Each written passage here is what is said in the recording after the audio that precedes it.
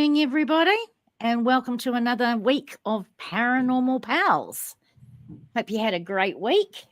I'm here with my beautiful co-host, Tash, and unfortunately, Barbara is unable to be with us for the next few weeks. But we will be interviewing Marc Coppell very shortly on his foray into investigating certain creatures, such as the Moehau Man. But first, let's get on with some paranormal news. I don't know if Tasha's got any, but I've got a bit today. I have a very short one. Very, very short one? Okay, I'll get mine out the way, shall I? Or do you want to do yours first? I can do mine first. It's okay, only you go, girl. A few lines. So in the past few weeks, Amy Bruni has come out and said that on X, aka Twitter, I get so exhausted with the rumor that Zach B has paranormal shows cancelled because that's not how TV works and it's just plain wrong. So she's come out saying that Zach is not the one, cancelling all the shows. It's more to do with the execs and what people want to watch. So if you want to see more ghost things, basically you need to watch more ghost things on YouTube and on streaming. And then you'll be able to have more programs like Kindred Spirits and Portals to Hell and all the lovely ones. Even the Wraith Chasers, love them. Well, good. That's my news for this week. All right. And if people don't know, there's actually TV3 on their app has a live TV channel which just streams things 24/7 and they just repeat. And they have a WB, Warner Brothers, paranormal channel that you can watch there. I don't think it's 24 hours a day. I think they take a break between 5 a.m. and 6 a.m. because when I can't sleep, I go straight to that channel in bed and watch it. But you can download their app and you can watch it on there. And they've got all sorts of programs on there, like all the big programs, the Dead Files, Kindred Spirits, all that Paranormal Lockdown, Ghost Adventures, the whole lot. So, yeah. Okay. So I got a little bit to go through for today. Probably been saving it up for a couple of weeks, but I don't know if you know or not, but Annabelle, the alleged demonic Raggedy Ann doll from the Conjuring movies, has just finished touring the USA. Tony Spera, who is the Ed and Lorraine Warren's son-in-law, and runs NESPA, which is the New England Society for Psychic Research, which was the organization that Ed and Lorraine Warren used to run, and also used to run the now closed Warren's Occult Museum, which quite frankly was a joke anyway. He has taken the alleged demonic doll on a Devils on the Run tour. That's joke number 2. People have gone crazy. So in recent news events, people are blaming Annabelle for certain things that have occurred, like prison breakouts and a fire I'm going to talk about shortly. And people are apparently fearing for their lives because Annabelle's coming to their state. So it seems America cannot get enough of this garbage. But you know what? If this doll is meant to be possessed by a demon, like supposedly it has been said for how many decades now? 30, 40. So if this doll is supposedly possessed by a demon and it's housed behind a glass case, it's only ever handled with oven mitts that are doused in holy water. Yeah, no, I know, I shit you not. Then why on earth is she getting a holiday when most of America can't even afford one? Well, money, of course. So you didn't think it was going to be free to see it, did you? So the fact that this powerful demon can't get out of this glass box or through a glass door makes me think, yeah, you know what? Everyone in America is going to be A-okay when she hits your state. So incidentally, the Kling brothers. So these guys are the founders and investigators of Everyday Paranormal, which had a TV show running from 2009, I think, to 2011, which was called Ghost Lab. Best TV program ever. They've actually put in a request to investigate the doll, but so far they've received absolutely nothing but resounding silence. So Ryan Buell, who used to be the founder of Paranormal State, the founder of the Paranormal State TV show, and also the originator of a whole lot of criminal drama, he's been touring with the doll. So these straight talking Texas boys, the Kling brothers, have put requests to investigate. The doll must have put the willies right up them. So they might be looking at their cash grab being outed as a fake. So if you want to know more about it and the tour and what's been going on, you can jump over to the Kling Brothers YouTube channel on Sunday night, because they're doing a live with regards to Annabelle and the recent tour and their requests. So is Annabelle potentially the new divot box? Yeah, it kind of sounds that way, Chicky. No one's investigated except a select few, and they get possessed. You got any more news before we leave? Yes. Yeah, I do. Yeah, I've got another couple of bits. Yeah. So really, really sad to say that the Nottoway Plantation in Louisiana, which is supposedly super haunted, absolutely burnt down due to an electrical fault in an upstairs bedroom. And it wasn't Annabelle like is being reported by some Fruit Loops. When I say burnt down, I mean it's been totally destroyed. There's absolutely no chance of rebuilding it. And I don't know if you've seen it, but it was the largest plantation home that there was, and it was so impressive. So one wonders what's going to happen to the alleged ghosts that used to roam that place now. And my last news clip is about Mr. Trump. Donald Trump has announced the intention of reopening and expanding the allegedly haunted Alcatraz prison to house the worst of American prisoners. I don't know how that's going to go, but it's currently operating as a museum by the National Park Service. And last year, 1.6 million people visited. It's currently bringing in an annual revenue of $60 million US. So converting it back into a prison, that's going to be a substantial loss of income for the National Park Services. So he's not the first president that's looked at it. Reagan looked at it in 1981. However, because it's just an absolute empty shell, prison experts and historians believe that this is just going to run into the billions of dollars. It was originally closed because being too expensive to operate anyway. It was 3 times more expensive than any other federal prison. So let's see how Trump gets on with that, shall we? Yeah, plus 3 people escaped. And also it's in San Francisco, and you'll have to ship everything out there. And apparently the sewage systems had it. Everything's had it. So, all righty. So without any further ado, welcome, Mark. Kia ora. G'day. How are you? Well, staying alive as the song goes. So welcome everybody in the chat. Yeah, I think we got 6 people in, which is cool. Oh, and we got 8 comments. Who we got in? Hi, Kelly. Hey, Lois.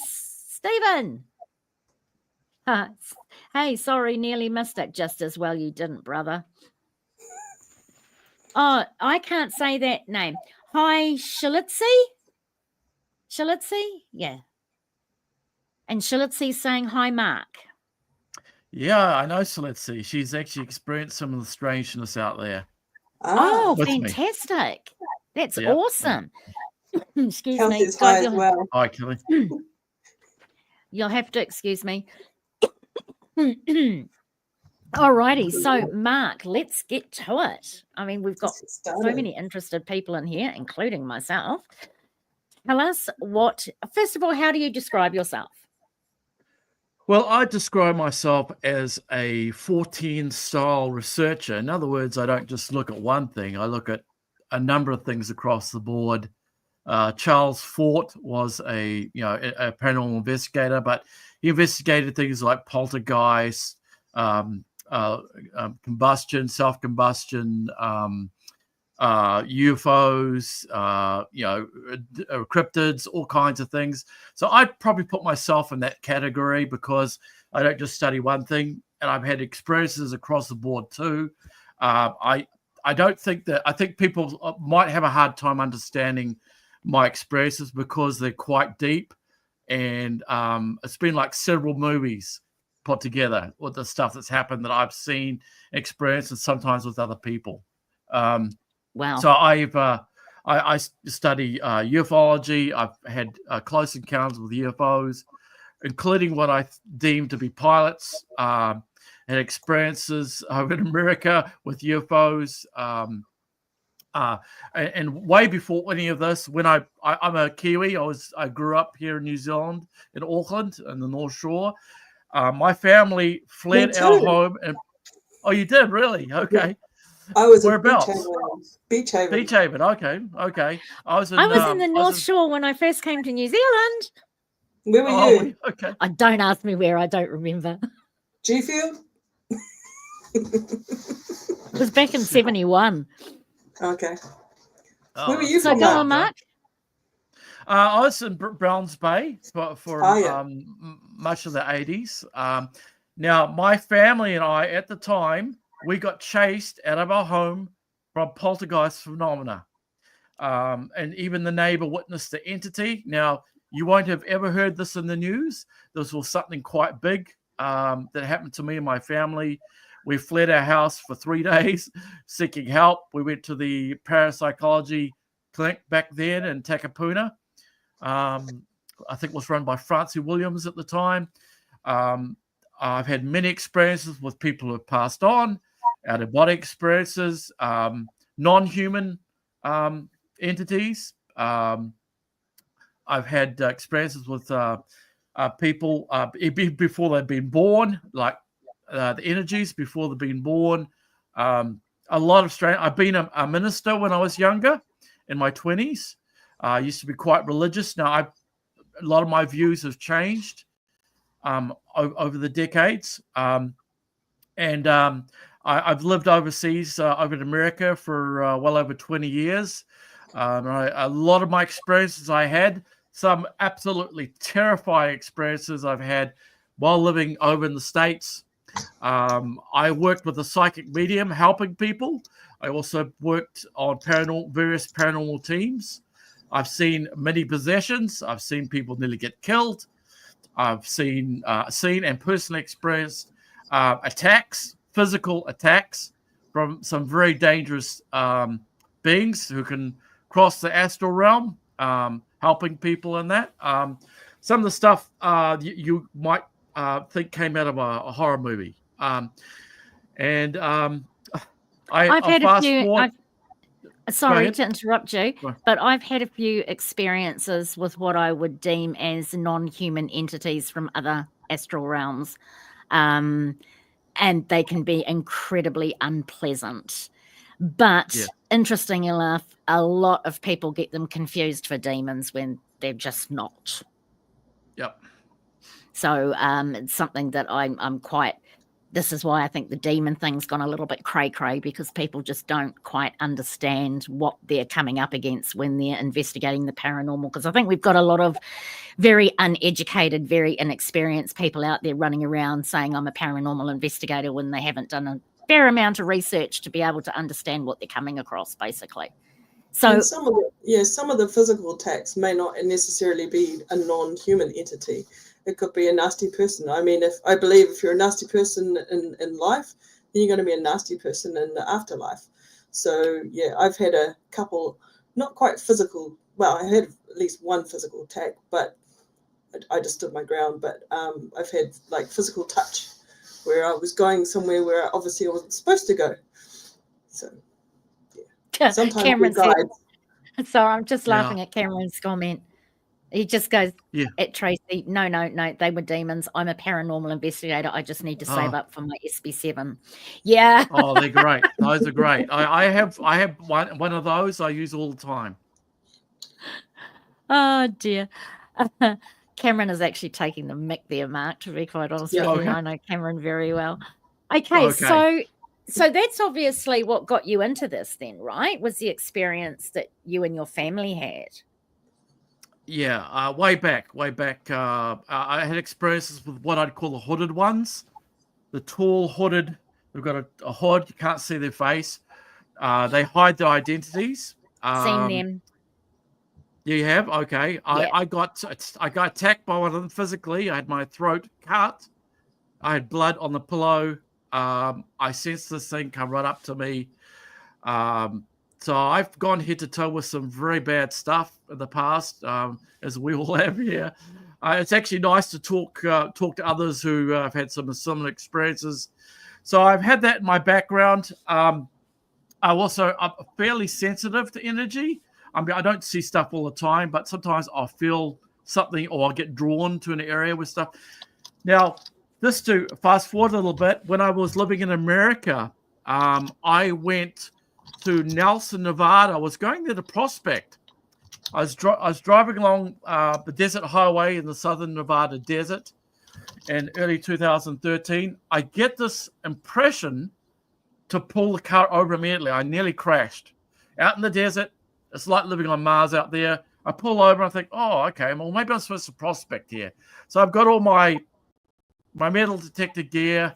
So I'm going up and down these rocky ravines. And then straight in front of me, I see this thing that looks like a tic-tac silver object fly right through this gap in the mountain, oblong shape, mercury-like, and it was completely silent, flew right in front of me, and then it veered off, and then it seemed to land behind some of the hills there. And so I did the stupid thing. I did the Travis Walton from behind this. I tried to find this thing. So I took off, and I already had a paranormal investigator background. So I was like, what the? This was, in the day, broad daylight, easily seen. I went after it. I wanted to know what the hell it was. And so I was hyperventilating. I was swearing. I couldn't find the LZ or the landing zone. So I turned back around, and I was like, oh, I can't prospect. I'm shaken up by this. I was like, what the? But it didn't stop there, folks. As I got towards the highway where my car was parked on the side of the road, there was a defunct stone road leading up to that area.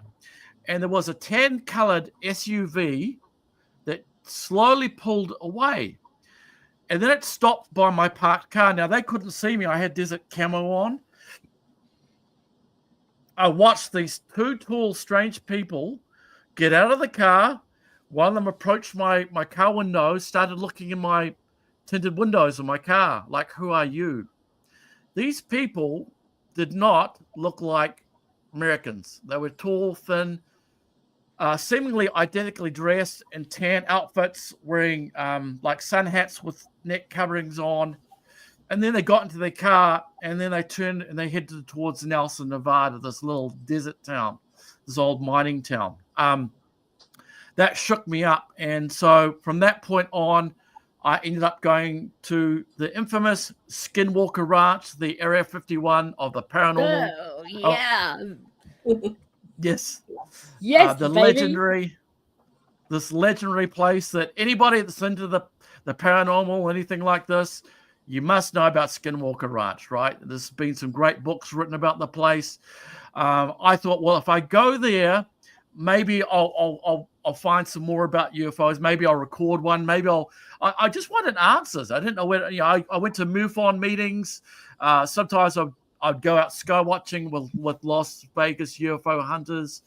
I spent a lot of hours under the stars in the desert at night with my some of my gear, my infrared digital scopes, night scopes. I went to Area 51.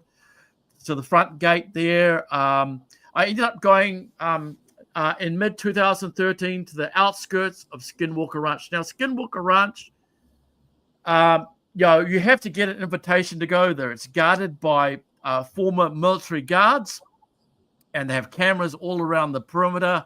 They don't want people trespassing there. The history of this place, there's been a myriad of cattle mutilations, things that look like cryptids that look like Bigfoot. Portals have been seen open up in the sky. You've had when this rancher that owned this property, him and his wife, Terry and Gwen Sherman, that owned this property from 1994 to 1996. They were just ranchers. They didn't want to know anything about the paranormal. They weren't interested in it. Weird stuff started happening. Their pets would disappear. Sometimes I'd see UFOs that would fly right over their property. Orbs, these blue orbs these things that look like glass with bubbling liquid would fly around their cattle, tease their cattle. The animals would go crazy over there. They'd go missing. You had, I think, like one cat went missing. 3 dogs got vaporized by chasing one of these things one time. Another time there was like this giant, seeming like a dire wolf that Yes, that came up there. You read about that? Yep, I have. They And caught one on camera, didn't they? Up there. Well, they've got stuff on camera. This I don't know particular that particular one. Yeah, this one was trying to get a cow through the fence, wasn't it? A calf through the fence, and they caught it and they pumped bullets into it, and it just kept going. Right, right, exactly. And it wasn't apparently scared of them at all. Right. Mark, you've got a question. Just going to interrupt you. Well, yeah, we got a question. Yeah. Do you think the aurora affects the paranormal? You know, I don't know. I don't know. I mean, you think about the moon. The moon affects some people, right? You know, I've heard of the lunatics. The moon affects the tides. We're made up of mostly water in our body, so it must affect us somehow, right? Whether we know it or not, I don't know. But I'm not sure. I think go ahead. Yeah, there might be something in that, actually, Kelly. I know when I was working in the police force, when it was full moon, we were put on red alert every full moon. And I know psychiatric nurses, same as when we used to have our briefing on the full moon and get put on red alert, the psychiatric nurses get the same thing. And they're put on red alert because it's full moon. And I know a psychiatric nurse that says every full moon the patient's kicked right off. So yeah, Bob Jones. Hi Bob, how are you?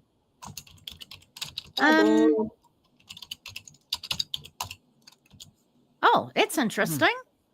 Just pop that one up for you, Mark. Bob says, I slipped off the track in white pine bush as a kid, 4 foot from the edge off the cliff, hanging onto a blackberry bush. Bigfoot grabbed me by the neck and lifted me back onto the track. True story. Wow. Well, yeah, that's where did this happen, Bob? Whereabouts?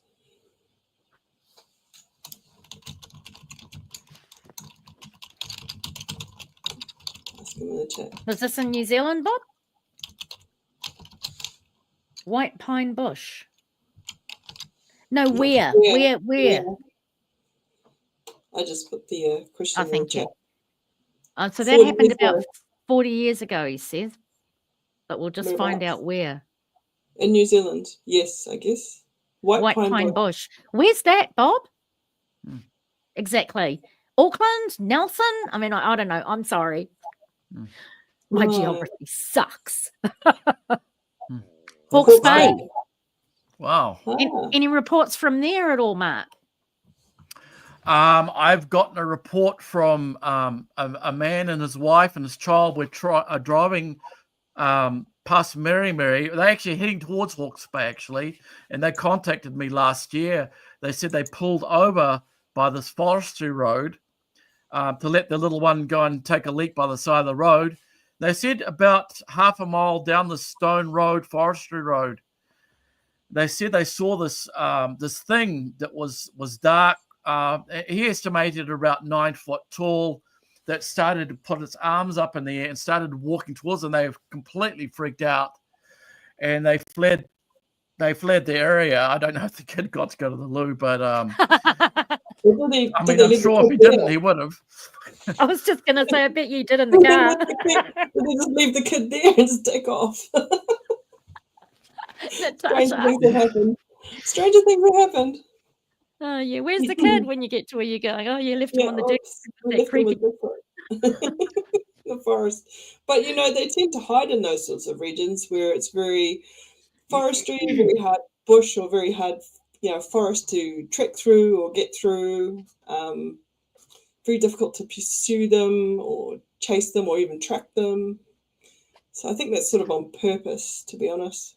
I'm sorry, we interrupted your story too, Mark, because we just got those comments rolling. Yeah, no worries. So where was I? I was talking about Skinwalker Ranch, and we talked about the wolf. Now, there was a news article in 1996 in the Deseret News in Utah about this ranch, haunted ranch called the UFO Ranch. It was by Zach Van Nuys, and quite a famous a billionaire entrepreneur, Robert Bigelow, saw this article. He went to this rancher, Terry Sherman, over in Fort Duchesne. Fort Duchesne is in northeastern Utah. And he, this rancher family, they were there for 2 years. They were absolutely terrified. They lost their cattle. They had these mutilations where the cattle had lost all the blood had been taken. Sometimes they would be taken and completely disappear. The hoof prints would be left in the snow, and it would be the cow would be completely taken. Sometimes I'd see the sky would open up, UFOs would come through. Sometimes they seem to mimic even military aircraft, and I don't know, maybe whatever was doing that was mimicking our technology. There was the story of a mini stealth fighter that had all these little Christmas lights that flew low over the property. So when I went to this outskirts, now obviously I couldn't go onto the actual property itself. I went as close as I could. I went up to the front gate there of that property in mid 2013. I didn't know, what was going to happen. Now I knew that the scientists had studied this. The U.S. government had spent about $22 million through the late Harry Reid, Senator Harry Reid, spent money on studying what was going on, because it was frequent and there was a lot of stuff, and it seemed to come in waves. It didn't happen all the time, and sometimes things would happen. One thing would happen, they'd set up cameras, one thing would happen, but then something else would happen, and there was a trickster effect, which investigative reporter George Knapp, who wrote a book with Dr. Coppell, microbiologist, about the property, who was one of the principal scientists who was studying the phenomena that was going on there. They talked about the trickster, or it would play tricks on the scientists or anybody that was on the property. The Ute Indians, they avoided it like the plague. They didn't want to go anywhere near the property. Now, I didn't know what was going to happen. I had many experiences in my life. I thought, well, I'm a possible poltergeist agent because all the stuff that's happened. So I went up to the front gate. Now one of the security guys sent dogs at us, trying to scare us off. Basically, passive aggressive security measures, trying to scare people away. There's cameras around the property. Now, I was only there for a weekend. Now, the first night when I went to a place called South Vantage Point, I had these strange strand lights that came right up to me at nighttime. It did a 90-degree turn in front of my face. Now, these lights went against the gusty wind. The wind, there was like a storm on the horizon. It was shaking my parked car, and I was there in the open air in the desert with all my gear, having these weird lights would occasionally come right up to me and then do a turn in front of my face. I also flew, I'm also a drone pilot. One of my earlier drones that I had, I flew over there just to get some aerial shots of the place. For some strange reason, my drone went completely out of control. I was close to it. There's no way that I should have lost radio connection. It crashed. The second night, we went up to this place, me and my girlfriend at the time. We went up to what's called UFO Hill by the locals. And this is not too far from Skinwalker Ridge. It's next to this lake called Bottle Hollow, where they've seen UFOs coming in and out of this lake as well. I didn't know what was going to be there. I was there for UFOs, right? I had all my gear set up. I was on top of this hill with my girlfriend at the time. Pitch black. You couldn't even see your hand in front of your face. That's how dark it was. Open desert, a lot of open air, a lot of rocks around the area. I heard some strange sounds. Well, I don't know. Is it animal sounds? We heard what I thought was at the time a battery pack exploding, an explosion. Now I didn't know until I checked out all my gear. I was like, everything seems to be going on. I mean, what did this? So when I reviewed the video footage of that night on 2 cameras, it was a rock that had been thrown at us. Now, I spoke to one of the authors who wrote about Skinwalker Ranch, who'd been on the property. He told me that he had been in the irrigation canals on the property, and they had boulders, in quotations, thrown at them. This sounds a lot like what happens in other places around the world, including here in Aotearoa, New Zealand. Similar stuff. I've recorded phenomena there. I've recorded phenomena down here in New Zealand. I came back to New Zealand in 2015. I got followed, folks. I got followed by the stalker effect. I was just going to say the stalker effect, eh? Yeah, I mean, and it's quite well known, isn't it? With paranormal investigators, it's quite well known that you can be followed from a location if you're not very careful. Yeah. I mean, it doesn't happen often, but it does happen. On occasion, yeah. People need to be aware of that because you can get a rude awakening at 3 o'clock in the morning. Like I've had. Hell I. Yeah. So I hear. Okay. I hear, and I've seen what paranormal program it was now. Portals to Hell. Portals to Hell. They did an investigation of one of their friends' lodges that he owns, which is just over the ridge from Skinwalker Ranch. Yep. And he was having UFO or alien activity. They were actually witnessed by some Native American Indian people that were working on the house. They had poltergeist activity. They had haunting activity, if you like, lights flickering, EVPs captured, disembodied voices heard, and they were actually over the ridge from Skinwalker Ranch. Yep. So that whole area is pretty freaky, isn't it?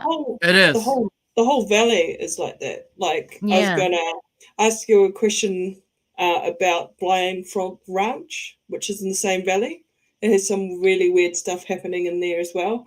Basically, they're trying to dig for treasure, but whenever they try and dig, something happens and prevents them from actually accessing this chamber under the ground on that land in the ranch. And they've been warned off by a couple of Native Americans saying, you shouldn't be digging here. Do you know about that place at all, Mark? I've heard of it. I don't know really anything about it. I haven't been there. I haven't seen anything about it, but I must watch it because I know it's on TV at the moment, on Sky at the moment. Yeah, so why do you think Skinwalker Ranch has so much activity? Like basically paranormal activity, if we put cryptids and UFOs and... It's got the whole gambit, eh? Yeah, everything. It's like everything that can happen in the paranormal will. Yeah. Yeah, I just want to let you know I haven't visited Roswell. I'm just answering the question there. Oh, yeah. I suspect it is because there's been at least 2 portals seen, including the scientists who one of them with night vision goggles up on the mesa there was looking down one time with his night vision goggles, sees this orange like a circle open up and this humanoid shape comes through it, and there's this guy down near it. They got walkie-talkies, right? He's walking, oh my god, I see something, this humanoid thing coming through this, and then it just disappeared into the darkness. So I suspect that a lot of it is because of these portals where stuff comes through and you can't necessarily control what's coming through it. So we're talking about portals to other dimensions, yeah? Yeah. Well, people saw different skies. Terry Sherman talked about different skies. And sometimes they get like foreign birds, exotic birds that aren't native to Utah, stuff like that. There's that, the dire wolf, the bulletproof wolf. Now, what's interesting about that story, about that bulletproof wolf, is that there's accounts of people shooting at Sasquatch and having no effect. Here in New Zealand too. In New Zealand and in America, I've got some really interesting books here. This one by Stan Gordon, researcher over in Pennsylvania. He took accounts from police, state police. People saw things that look like Bigfoot getting on UFOs, being shot at close to point blank range, having no effect or very little effect. Similar things that you might read about over at Skinwalker Ranch and other places. Yeah. So do you think the rock throwing might have been maybe interdimensional Bigfoot of types? Well, it's hard to say. You know, we know with poltergeists, right? Poltergeists can throw things, right? You know, a noisy ghost, they can throw something. You go into a haunted house, you can have something thrown at you. But I think they tend to have a limit. They're not as so strong in my experience. A regular poltergeist, except the one that was in our house in Browns Bay, New Zealand, slammed these windows that were very hard to open, were quite powerful. However, boulders, we're talking about boulders, folks, something the size of a basketball rock. I mean, a human can't lift that up. Something very strong is thrown, and not only throwing it with strength, but highly accurate. In other words, throwing it next to someone, but doing it so they're not hitting them. Yeah. Deliberately. Like if you and I tried to throw a stone at people, we might make a mistake and hit the person, right? We might. I mean, I remember being a kid throwing stones. We'd throw stones at each other, but So anyway, that's a good question. You know, are we dealing with something that's in another? And this is something that makes when I'm doing this stuff I'm out by myself. A lot of times I'm out by myself out there, especially at nighttime. You know, your mind can play tricks on you. And I try my best to be grounded, but sometimes that will happen. The sound of trees getting ripped down. I don't think a poltergeist is strong enough to rip a mature Nokia palm that can resist hurricane force winds. Now, it's quite a story that I have. What I experienced, essentially what I believe I got followed from Skinwalker Ranch by UFOs, the Bigfoot people. Some very alarming ways. I have evidence of what's happened to me, recorded evidence of stuff, communications. My documentary, the X-rated files from Skinwalker, which came out at the end of 2023. You can see it on YouTube, on my channel, or on Gumroad. Yep, link is in the description below. Yep, there. So you can see some of this, folks, some of the stuff. It's heavy duty, folks. You aren't prepared for this stuff. If you're used to some of the paranormal stuff, you might, there's some of the communications that I record are shocking, really shocking stuff. But anyway, folks, so one of the big questions that researchers ask is, are these things coming from another dimension? Now, some people swear and say they definitely look like flesh and blood. There's a group that say, okay, they're flesh and blood. You've got anthropologist Dr. Jeffrey Meldrum of Idaho State University, who studied the gait of these creatures or these beings. I call them the people.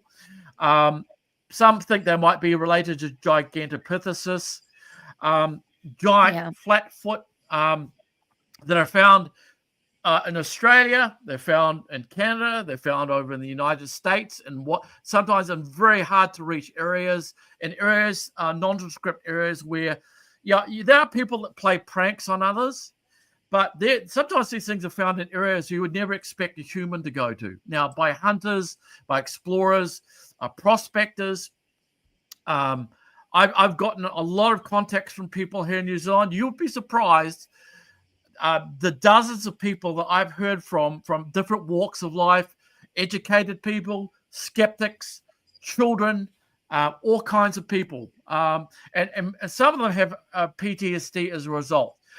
Some of them are terrified, do not want to go back to the wild after their encounter. Anyway. Well, I can dig that. I can completely understand that. Yes, totally. Yeah. Wow. Okay. So let's bring us to Coromandel. Yeah. Let's Bigfoot. talk about the old, or what is referred to as the Moehau Man, who is called that because he's been seen in the Moehau Ranges, correct? Yes. Okay. All around that. There's a local cover story with that area. Now, I've been to Mount Moehau, the legend of where the legend of the New Zealand's Bigfoot, one of the areas where they're associated.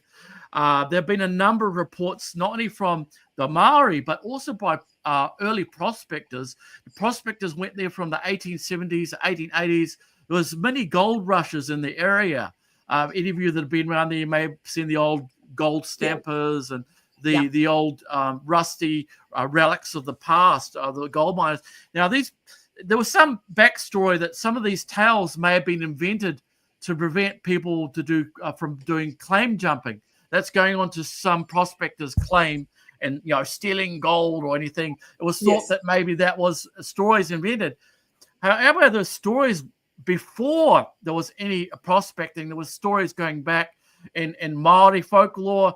There's stories of people seeing these giants described very similar to the North American Sasquatch, among many names. There's been hunters. Now, there was apparently one of the cover stories that was put out there in 1952. There was a story in the Taranaki Daily News of two hunters in the Coromandel Peninsula who came across what they described as a giant man, a hairy man, a gorilla-like man. And as the story went on in the publication, it talks about how there was a ship based off Waiaro, which is not far away from there, Mount Moehau. And apparently there was a mascot that escaped the ship. It was either a gorilla or a baboon. Now, gorillas can't swim. If a gorilla went into the water, there's a high chance, unless it's very shallow, they'll drown. More likely would be a baboon. Now, both baboons and gorillas have the opposing thumb. Okay, they've got so they can climb up trees. Very good at climbing. Now, the footprints that people are finding are not gorilla footprints. They are very flat-footed, sometimes a lot bigger than humans, sometimes similar, sometimes smaller. You had cryptozoologist, I'm trying to think of his name now. He just passed away. Rex Gilroy from Australia. He came over in 1995. He went to Karanahaki Gorge. According to him, he found some very old fossilized footprints. Now, I don't know if you go ahead. I don't know if you've been to Karanahaki Gorge, Mark. Yes, I have. Yeah, and explored that area, but that whole area has got a very odd vibe to it. Very strange vibe. I love going there. So do I. It's my favorite place. I have no problem. I was going to ask we've been investigating. I was going to ask about your footprints. Have you had any been able to take any castings while you're out? Yeah, he's got some castings. There's one up back here behind me. It's not. Let me grab it here. I carry a lot of gear when I go out. So here's one of them. This one's not so big, but this was in one of my research areas. Now here's one of them. Now, if you knew the area where I got this area is bloody hard to get to. You need it's a machete only area. There are no tracks out there. In fact, last time I was there, I slipped into a creek. It was so slippery. It's got vines. It's not the kind of area that you would just hike through. A nondescript area where things were starting to happen. After I got back from America, I was drawn to this historical area, but it was very hard to get into. Weird things started happening out there. Like, I got the feeling of being watched. I'd find sometimes these weird footprints, sometimes these like teepee kind of structures. Now, I was thinking, who would walk around out here in bare feet? There's cutty grass, there's blackberry, there's gorse. These are not areas you would rip your feet up. Who's walking around down here one of the first things I remember out there, I heard like this weird chatter. Like I couldn't quite understand what they were saying. It was like there were two beings of some kind talking to each other about me being there. Now I was like, uh-oh, I've come into an area. I don't know what's going on here. There's something. I don't know if it's paranormal. I suspect it might be. I just said to it, look, I'm not here to harm you. I'm not here to do any harm. I respect you. It took me a while to put I didn't even know about New Zealand's Bigfoot. At that point in time, in fact, I had no proactive interest, even after Skinwalker Ranch, where we had this rock thrown. Even at that point, it wasn't until I got back to New Zealand I started researching and putting the puzzle together. And then sometimes I'd hear something with a deep set of lungs out there that didn't sound like anything in the wildlife. Sometimes stuff would get thrown. The weird structures, the feelings of being watched, hearing bipedal footsteps out there. One time I was taking a leak when I was leaving the area. I heard something walking towards me. I was like, uh-oh, there shouldn't be anybody out here. The footsteps right on the edge of this steep ravine. If you fall off there, you're probably going to break your neck. Walks right up to me. I couldn't see it. I about freaked out. It was like very ghost-like. So I was thinking, well, am I dealing with ghosts or is there something in between? Is there something, Incidentally, I can see a lot of parallels. Do you know what I mean? Like Stephen's Stephen's been waiting a while, so I'll jump in with Stephen's question. He knows that there's no evidence of this, but what are your thoughts on Bigfoot sightings and the smell of sulfur? Now, I know that there is a smell that accompanies, or I don't know, should I say, I've researched the fact that there's a smell that accompanies Bigfoot or close encounters with Bigfoot. Have you ever smelled anything? Yeah, one time I did. Would you say that was a sulfur smell? Sulfur, kind of like sulfur, more like something dead, in my opinion. Okay. People sometimes describe the sulfur smell in hauntings too, as well. Yes, like exactly. That's why I was asking. Sweet smell of like decay, something decaying. Yeah.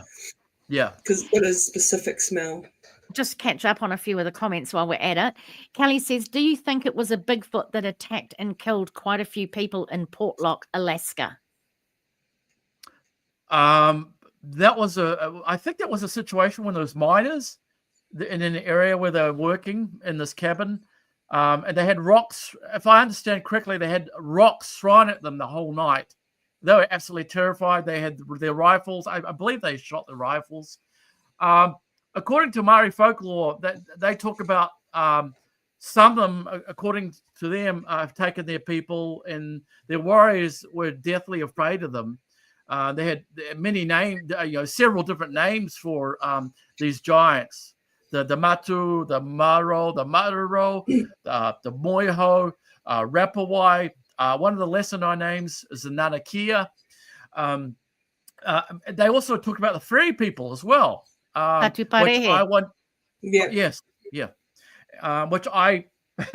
Which leads me to all this stuff here, but the UFOs associated with some of the stuff going on out there too.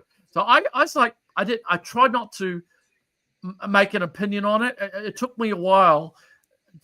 And then I was looking at other people's accounts around the world, accounts here in New Zealand. It's very hard to find accounts here in New Zealand. If you go past 1970s, 1980s, now the press reader online gives a nice timeline of all these. You got tourists, you got hunters, you got Sir Edmund Hillary that went to the Himalayan mountains to look for the Yeti. You've got a number of people, including very educated people. People. Now, I've got reports from skeptics, people who are deeply disturbed over that same mountain, Mount Moehau. In my documentary, it actually talks about. I got these three skeptics that actually slept up this mountain, and they had no idea about the stuff, but they were terrified at about 1 o'clock in the morning.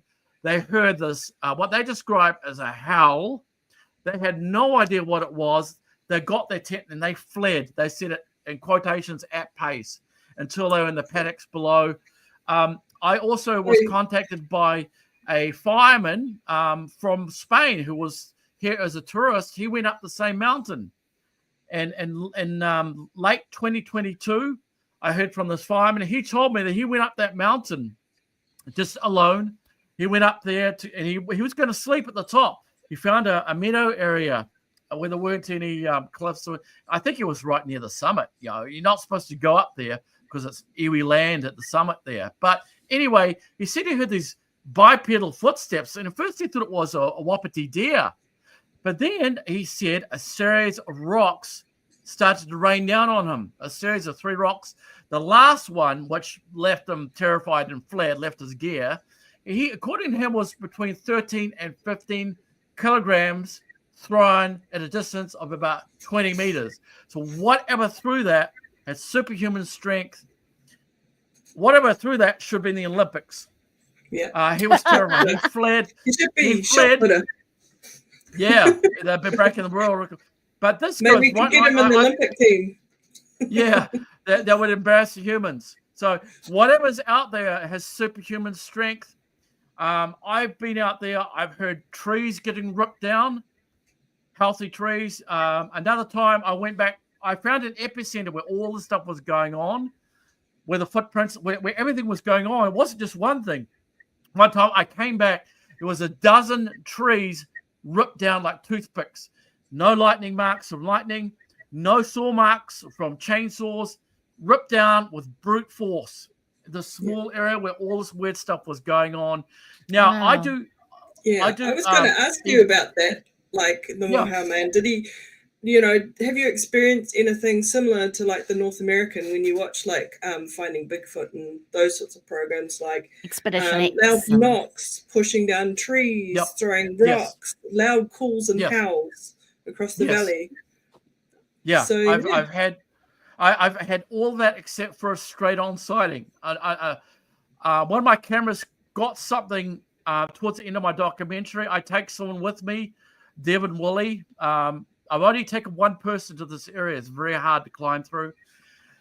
We heard stuff that was going on wasn't normal. Like something was tapping on a tree, tap, tap, tap, tap. And then something was mimicking us. I'd say a word, and my mics would pick up. I talk about these ripped trees to Devin, and this thing would say, tree, at least twice, and they like to mimic people. So let's see, here's a comment here. So would you like to read it out? No, you can go for it. Yeah. Okay, Mount Moehau, sacred site to the Maori. Also, the high-ranking Bigfoot children are born there. Thank you, Slitsy. I know Slitsy's had some experiences along with myself and some others that I've taken with me. So I've taken others. There's been the howling that I've recorded. I've recorded stuff highly intelligent that ain't no possum and it ain't no kiwi stuff. I would ask them to bang on a tree. It would knock on a tree for me in the dark. And I'm using infrared cameras and very powerful parabolic mics. Sometimes I'll pick up these things. So some of the folks, this is shocking stuff. Some of them have very deep voices. They'll say my name. They've said things about just before my father died. They talk about humans killing them. Folks, it's just when I started upgrading my gear for this stuff, was absolutely shocking. The stuff I was recording. I picked one of the rocks getting thrown right next to me on the night of the howling in 2022 in April. This howling. Now, I had a park ranger who's in the documentary, Dom Eastwood. He's been a park ranger for over a year. He told me that he got followed from the wild, that he heard the same howling up in the Coromandel Peninsula when they were seed harvesting kari trees. They're climbing up these old trees where people have never been. And he said at nighttime, they were having like these rocks being thrown at them. They had a covering. It wasn't the seeds from the trees. They had this tarpaulin over the area where they were camped out. These rocks were being thrown horizontally. It wasn't something just passively falling down from the tree. He said he heard similar to howling to what I recorded in April 2022. Now, people I've taken sometimes with me occasionally, We've heard like this rock sound along with the strange stone clacking sound, like something grabbing two rocks and going bang, bang, bang, bang. And it would come right up at night time. They get brazen. They'll come right up next to the road and bang, bang, bang, bang.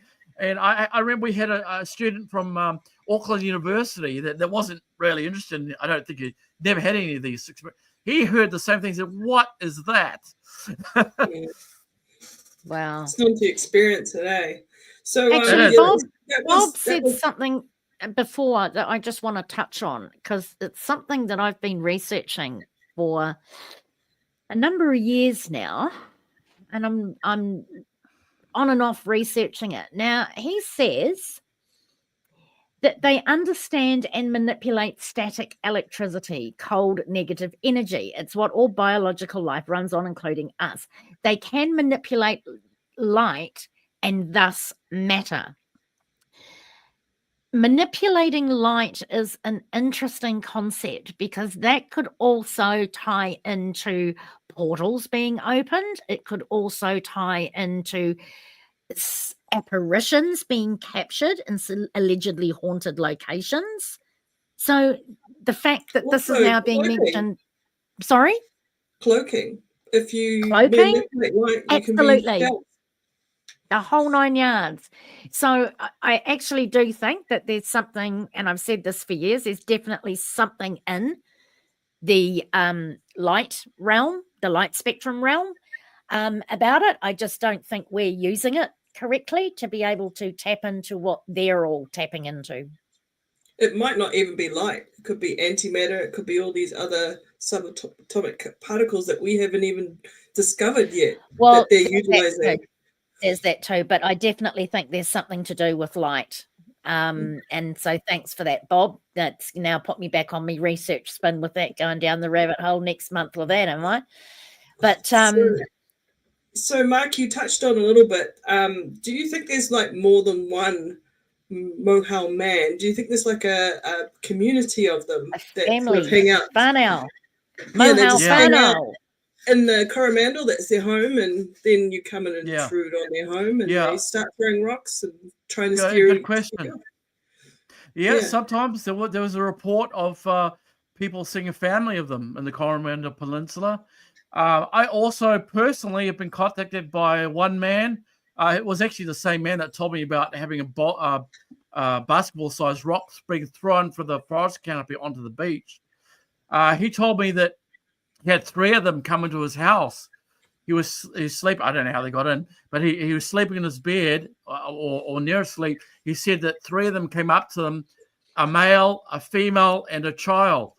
And he said the female made some sort of sound to try and not alarm him. I don't know how you wouldn't freak out, but these beings, there's something about them that ain't a normal animal. And when I say that, look, I had my life saved. I had a shadow person while all this is going on. I got invited. Now, folks, you might not believe me, and I understand, but I was in my bed after some of the stuff was going on. We had stuff moving in our house. Benign poltergeist stuff would move. Even my wife at the time saw some of the stuff happen. I was lying in my bed. I felt this energy come into the bedroom. I was quite wide awake. Something comes up to me and tells me a date, puts it telepathically into my mind, and then taps my head, shakes the whole bed. I went back there on that day to that area where all the stuff is going. Something ran through the bush. It was the 13th of January, 2017. Something ran through the bush like an elephant, smashing the bush. I don't know what. I mean, it was powerful. And it was all just part of the weird stuff. It was a full moon. And then I was recording these really weird voices out there. One of my GoPro cameras picked up something pulling a branch. Now I would try to mimic them to get feedback, and they would sometimes do that. One time they actually pulled a branch back, and this very deep voice copied me what I said. And then right after, if you listen carefully to the audio, something with a very deep set of lungs that does not sound like a human, does not sound like regular wildlife. Where all the stuff, this is where all the stuff that was going on, folks. Some of the stuff as I say, I had stuff approach me that I couldn't see. A lot of like what people might call the woo. But not only was it getting to that, it was also led into UFOs. When I went to that same mountain, Mount Moehau, that legendary mountain, I went there to shoot B-roll with my DSLR. I went there. Now, the reason why I bring this up is because I think it's one of the big questions that I get, and it's a good one. How did these beings get all the way to the South Pacific in New Zealand? How did they get here? Which is a really good question. Well, I was by Mount Moehau in April 2017. I went there to do B-roll of that infamous mountain. When I got there, I started setting up all my gear. I look and I see this giant sphere by one of the mountains right below Mount Moehau. Now, Mount Moehau is the tallest mountain in the Coromandel Peninsula. It's nearly 1,000 meters, nearly 3,000 feet tall. I saw this giant sphere. I couldn't get my camera fast enough. This thing just faded out in front of my eyes. But it didn't end there, folks. When I was doing B-roll, I was just doing handheld footage of this. My camera picked up these smaller craft, scout craft. One of them does like a mid-air flip at around Mach 3, going past the foothills, showing it wasn't an insect, moving much too fast to be a bird or an insect. These objects were, some of them were balls of light. Some of them were, I think the one that did a flip was a show-off, because the stuff, I'm also doing ITC research in the background. Now, a lot of people don't know that I also do a lot of instrumental transcommunication or ghost boxing, or there's different ways of doing it. In 2019, I got a very strange message, something about, I went from the help me's, I'm dead, sometimes horrible messages, to this civilization allegedly that claimed come from beneath the earth, claimed to be connected to UFOs. They called themselves a certain name. They also started to invite me out. So, folks, a whole bunch of things happened. It wasn't just one thing, multiple things. And I don't know if it was a result of my experience back in America. I want answers. And they started inviting me out more to the wild. Sometimes I'd pick up these UFOs moving very quickly. I'd use parabolic mics. It would pick up these very strange voices. One of the messages I got says humans kill them. As in my people, humans kill, and they're acutely aware what cameras are. They know what mics are. Folks, I was also getting these really weird voices. Some of them were saying my name. Folks, I couldn't believe what I was recording. I just continue with it. I know a lot of people said, it's got to be hikers. It's got to be this particular area is quarantined. There's no public tracks. It's very steep, very hard to get through. Some of the other people, like Slitsy here, had experienced some of the stuff. She heard some of this stuff, along with some other people that I'd occasionally taken with me. Very, very interesting. You're talking about people underground, because everyone knows about like Mount Shasta and the people that disappeared. And quite a few people describe a cave that you can go into that's very, very deep, and then there's people living there. There's a whole city underneath Mount Shasta, supposedly. Yeah. So, the parallels are pretty strong there.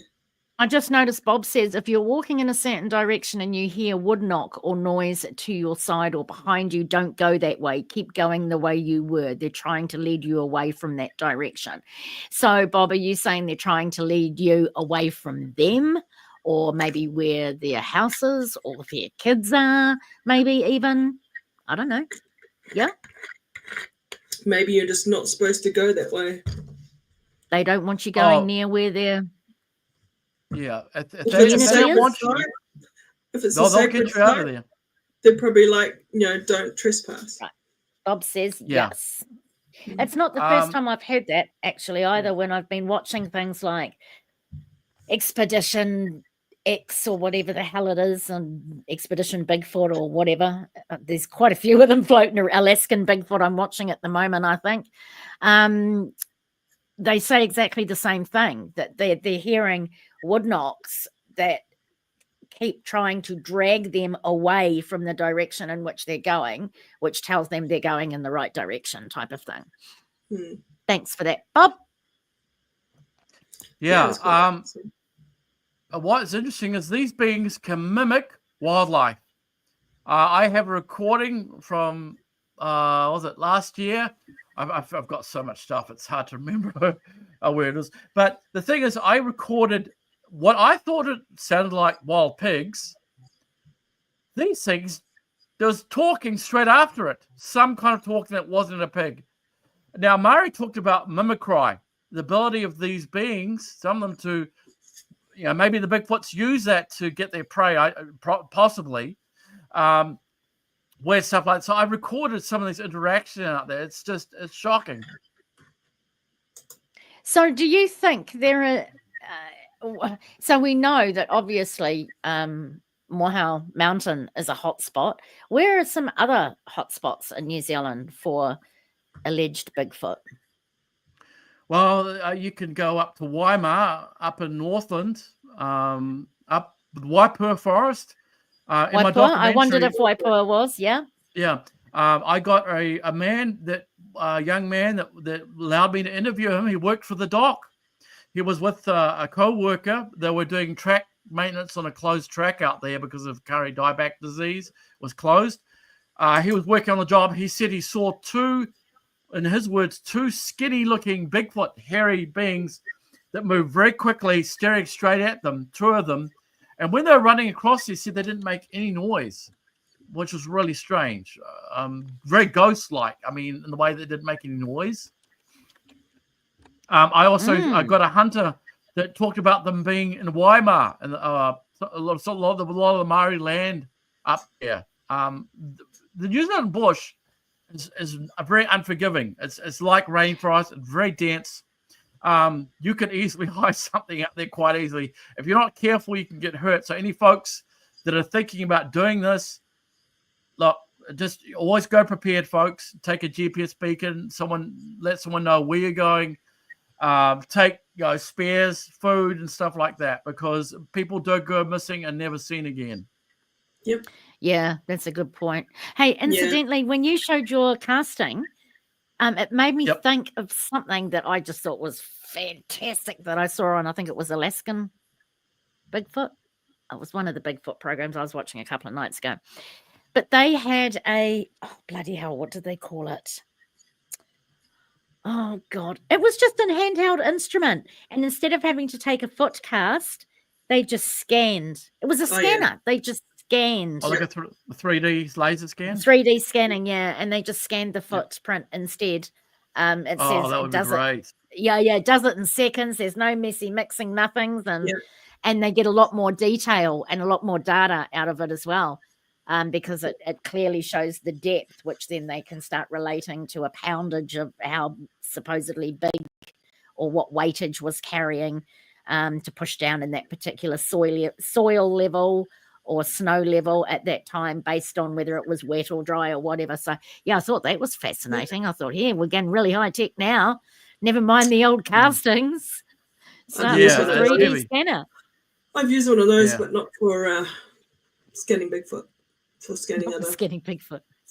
For engineering parts. Yeah. I also have a question. You did mention about different locations of Bigfoot, but have you investigated any UFO reports in New Zealand? And where would you say was New Zealand's UFO hotspot? Do we have one? That's a really loaded question. That's well, they're seen all over the place. So there's down by Napier, Coromandel Peninsula, where I got those UFOs, and I saw, Kaipara Harbour. Pilots have seen stuff under the water, submersible UFOs. That's an sometimes interesting going through concept. water.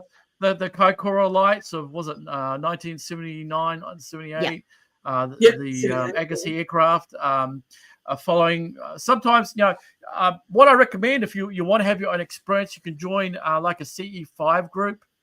If I know it can be a bit scary going out at night, so go with a group of people, and what they do is they do I've been out a few times with them, doing meditation. And what they do is they raise their vibration, which I think helps repel any negative entities, because there's negative stuff. I mean, there's scary stuff that you don't want to come physical stuff out there. I have been contacted by people. This man that said they came to his house, he said there was another kind which he said was that didn't have any fur on it. He said it looked like its skin was the color of tea tree bark, and he said he would never want to get near one. He said he reckons that particular kind hurts people. He said the regular Sasquatch kind, he wasn't so worried about them. Now, the ones that I've had encounters with, that sounds more like a nature spirit to me. It blends in with nature. Well, yeah, who knows? Some of this, like, is it something crossing another dimension and interacting? Don't know. Oh, look, we just don't know jack shit, really, do we? Let's face it. Nothing. Yeah, we know nothing about nothing. Yeah, that's why I record what I do, so I can go over it very carefully. And it takes a lot of work to do that, a lot of time to go over the evidence. And to review. Hours of snoring. 12 cameras running, and every single one of them for 8 hours, and every single one of them's got to be looked at from start to finish, and then looked at again. Yeah. Someone asked if those were crawlers. I don't know. There's actually a video. I think it was in Russia, one of those Eastern countries, Eastern Europe, where there's these what sounds like teenage girls speaking Russian. They're driving in this car along. Now, Bigfoots are usually seen in forest areas. Sometimes they are seen in open areas. There's this thing that looks like a Sasquatch chasing these teenagers in a car, and they're screaming, and this thing is running. It looks like it's got a limp, and then it goes down on all fours. Folks, try getting in a Bigfoot costume. Now, I've done it for B-roll, but try getting in a Bigfoot outfit and running in it, and then try getting on all fours and running it. Folks, it ain't easy. So, and this thing was stirring up a dust cloud. So they have been seen doing what's called the spider crawl. It's kind of freaky, but yeah. That sounds like a skinwalker, because often they're described as like they're upright and then they sort of morph into like a full-legged creature. Oh, so maybe this particular. I'll go ahead. Maybe it's a version of Skinwalker in Russia. I mean, if you see Bigfoots across the world, why wouldn't you see other similar cryptids existing as well, but have different names, maybe similar behaviors? Yeah, Dr. Joe Junior Hicks, local science teacher over at Skinwalker Ranch, he got some 400 reports of people seeing UFOs, sometimes landed with beings. He said that sometimes the word skinwalker is used synonymously for Bigfoot. Now, it's often used as a term for a shape-shifting witch or something that's very evil that the Indians are scared of. Yeah. Mm-hmm. And depending which tribe you're talking to, because I think it's 3 main tribes that adhere to the Skinwalker legends. Yeah, the Navajos. The what? Sorry, the Navajos. Navajo's one of them. And there's 2. Yeah, and there's another one. I can't remember the name of them. Yeah, I can't remember. But one of them it says that it's actually a witch, a native shaman who turned to the bad side and actually ate human flesh, which turns them into a skinwalker. Interestingly enough. So it sounds like a form of witchcraft, doesn't it? Absolutely, yeah. There's a specific name for them when you eat human flesh and you transform into something. Wendigo. Generally, if you eat human flesh, they call them Wendigos. Because you get the hungering for the flesh, you won't eat anything but the flesh. Which is different than a skinwalker. Yeah. It's a completely different kettle of fish than a skinwalker. Yeah.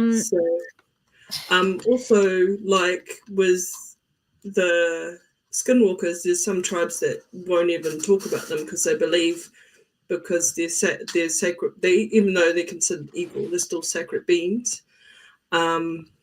That even talking about them gives them power to come back from wherever they come from. Shillitsy says some people say there's dogmen in New Zealand. God, I hope not. I'm with you. I did get a report. I've only had one report of a couple seeing a dog man towards Wellington. One of those people has passed on now, but I didn't get too many details from it, but they were pretty scared.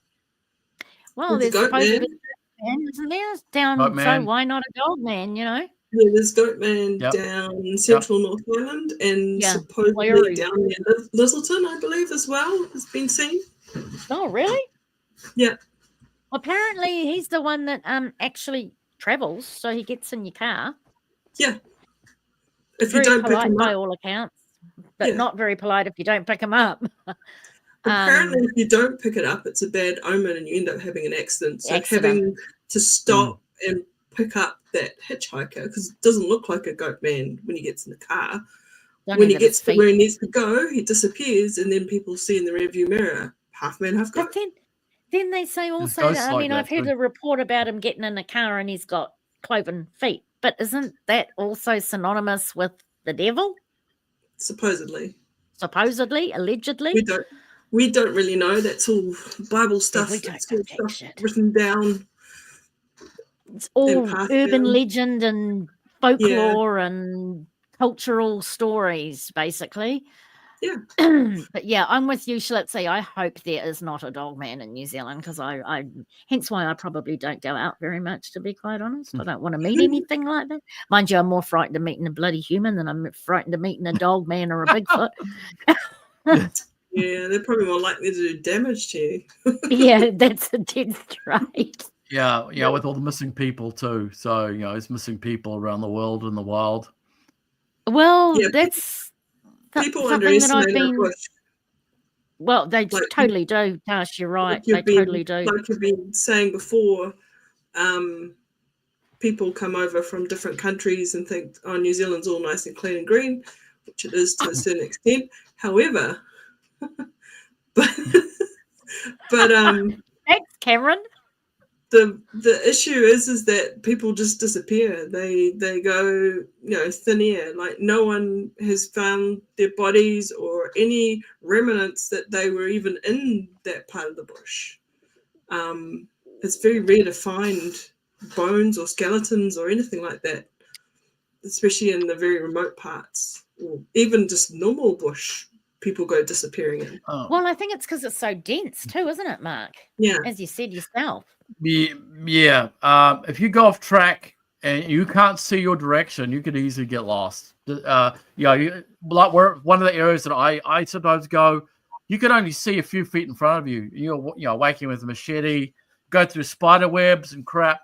Now, I did hear there was a man, a yowie hunter. That's the Australian version of Bigfoot. Yes. Dean Harrison said that he got charged by a yowie at nighttime. Charged him. Came down a mountain at nighttime. He's by himself. There was another group of people further away from him. He got thrown into a creek, or just from the impact alone. Ooh. What is in the Blue Mountains by any chance? Was it? It may have been. There's quite a bit of stuff that happens there. Wow. So if they don't want you there, they can get you out of there. But the ones that I've had experience with, they've been quite benevolent. Like I was asked on one of the radio shows, aren't you afraid that they're going to kill you? They essentially invited me. If you hear some of the messages that I got, it says except the Bigfoot people, big people, and repeats for whatever reason. I think they want some sort of friendship with me. So I would take gifts for them sometimes, fruit, like they like apples. I left fruit for them. One time I came back, there's a wild pig laying there with its back cut right open, incision right down its hind, freshly killed, glassy eyes, no blood on the fur or anything, just laid there. So that was your I'm gift, guessing, obviously. I'm assuming Yeah. so. Just freshly killed. In the Well, same that's spot nice. where you left the fruit. Yep. That's nice. They left you a little gift. Yeah, Even, they've you done know, things Wow. like that. to kill a Wow. wild pig takes quite a lot of effort. And I've been hunting and they're friggin' scary. If you Yeah. think about all your experiences you've had, what would be your top 3? I see my camera fingers. Top 3 terrifying experiences. You're asking the question to me, right? So, I would say the hooded ones. When I say terrifying, I'm talking about dangerous. Have been the ones that are coming through astral realm. Yeah. Okay. One. I got punched by one entity twice, and then it went to my girlfriend's house at the time and punched her too. This thing that screamed in the mattress, shook the mattress, and what hit me in bed. That was one of the. Another one was when I was up in Northland, up Tihana. I was staying on a property, a rural property up there, and I was about 9 years of age. I had 2 dogs on my sleeping bag, and I got woken up out of a deep sleep at about, I think it was about 1 o'clock in the morning, and the dogs were shaking, growling and shaking, and trying to get away. I grabbed one of them, took off. The other one I grabbed by her collar because I was scared. I was like, what the? As I looked up, I let the other dog go eventually. I felt bad. This tall, hooded thing that was darker than dark, standing at the top of the stairs, staring at me. I was so terrified that I went back under my sleeping bag. I pulled my sleeping bag, and I was like, you're so scared that you can't do anything. And anyway, so I eventually built up the courage to come out of the. Guess where it was when I came out? When I pulled the sleeping bag down, it was right next to me. Yeah. It looked like a coat hanging up. There's nothing hanging up there. My brother was sleeping across from me, totally sound asleep. Didn't end there, folks. Later that morning, someone we knew died playing squash, had a heart attack. And I don't know if it was like a Grim Reaper kind of thing, if there was some sort of connection. That was pretty scary. I've had entities growl.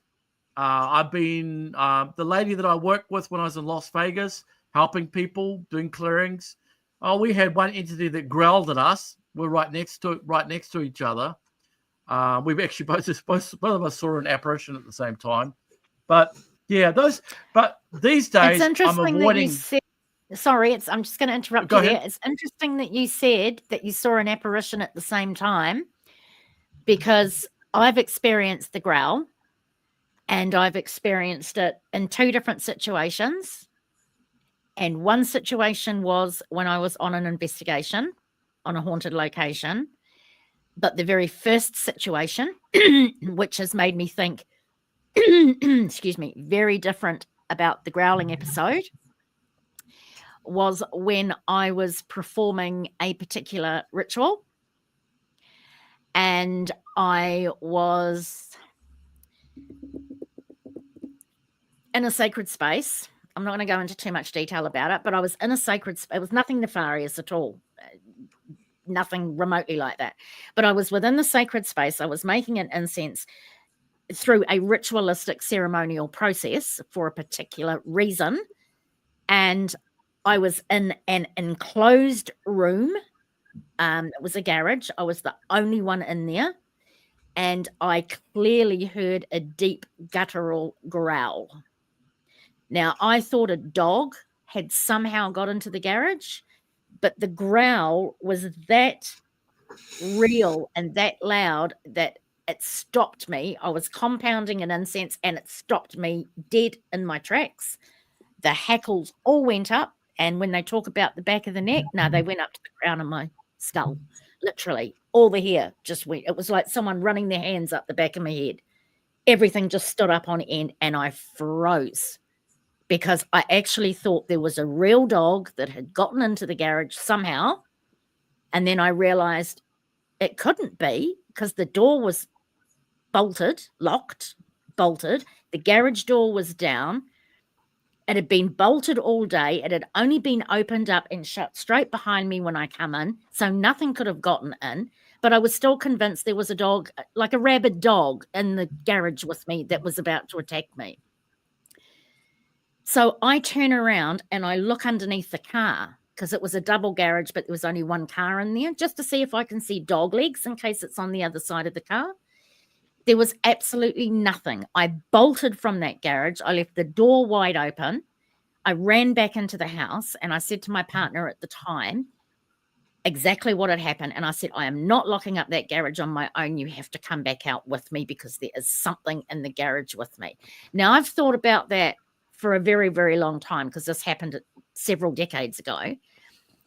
And I actually believe it's nothing malignant. I actually believe that it is when you are getting very, very close to that veil between worlds. And when you're talking about particular folklore, for instance, like Hades, the land of Hades or the land of the dead, it's guarded by two dogs. Mm-hmm. The entrance to the land of the dead is guarded by two dogs. So I now believe that growling to be a sign, nothing malignant, even though it frightens the hell out of people, but so does a lot of things that we don't know about. I actually now believe that to be an indication that you are getting so close to that veil that you're getting a warning that you should not be coming any further because you're not meant to be in this land. I've had similar experience. That's what I believe the growl to be. We actually caught it on one of our investigations on a live, some growling. But my experience, I live in a rural town, and I was out walking my dog on a summer's night about 9 o'clock because it was cool, and I heard a growl, and it was not a dog. I can't describe what the growl was like. I've never heard a growl like that before. And my dog started to freak out and started to pull me, oh yeah, we have to go home. So I'm like, okay, we'll go home. I wasn't actually frightened. I was just like, where is this coming from? Because it's rural. There's cows across the street. There's a market garden on my side of the street. Where is it coming from? My partner has experienced that at least 2 times. She does astrophotography, so she's out at night taking photos of Milky Way, stars, auroras, whatever's out there at night. I think she's experienced at least twice around our property the same sort of growl, and that freaked her out. Every time that's happened to her, I've been asleep. Lucky you. I can wake up when she comes barreling in with all the camera equipment going, oh, something growled at me. And I'm like, oh. And I've been joking about it. I've nicknamed it the Tuakau Devil. Like a cryptid that the reason why I don't attribute it to anything negative or nasty is because what I was doing at the time was very much bathed in light and was very much the intent was love. It was actually a healing incense I was making for somebody who was ill. So I don't feel that would have actually attributed anything nasty astrally to come at me, because that wouldn't have attracted anything nasty. They're actually repelled by that shit. They're not interested in that. I wasn't even doing anything ritualistic. All I was doing was taking my dog for a walk, and all my partner was doing astrophotography in our own. Maybe you were too close to something that you shouldn't have been close to, like a portal. Maybe. I don't know. I knew where it came from, but I couldn't see anything. There was only cows across the street. Yeah, I didn't see anything in my garage either. But I tell you, this was right behind me. It was like up my back. Yeah, but there was nothing in my garage. Dog, so I was like, okay, we'll go home because you're spooked. No, I'm not surprised the dog was spooked. I was just, what is that? So they would be your. So you've got the. Sorry, went off on a tangent there, Mark. I beg your pardon. So you've got the hooded thing, which not nice. And you've got what was the first one? Well, the first one was that I had 2 dogs that freaked out. They were scared of it too. I mean, Yeah. probably more scared than me. I mean, they were like trying to do a Scooby-Doo getaway, you know? Oh, bless them. Yeah. So, but and the other one was being physically attacked by something astral, wasn't it? Yeah. What would be the third one?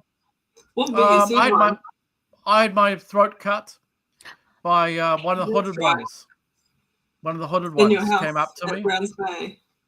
No, this was over when I lived in America. In America. Yeah.